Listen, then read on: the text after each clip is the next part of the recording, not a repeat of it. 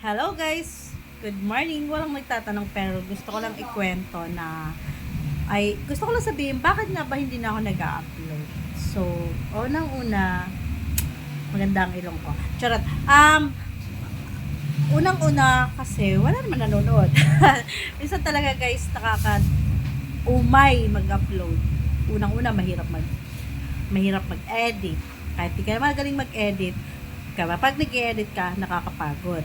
Bukod pa doon, alam niyo guys, sobrang daming maganda pang mangyayari pala kapag sa labas ka rin, maghanap ng pera, ganun, sa iba kang bagay naman mag-explore nang hindi binavlog.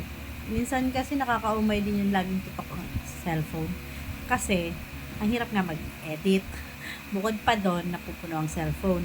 At saka ito guys, yung cellphone ko, hindi na magandang pang vlog.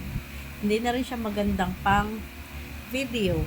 At saka maraming kamay. Naaasar ako kasi pag kailangan mo na yung cellphone mo, ayun, daming may hawak. So, bakit nga ba nakakatamad? Pues, dahil walang fans, wala namang nag-aantay ng upload mo.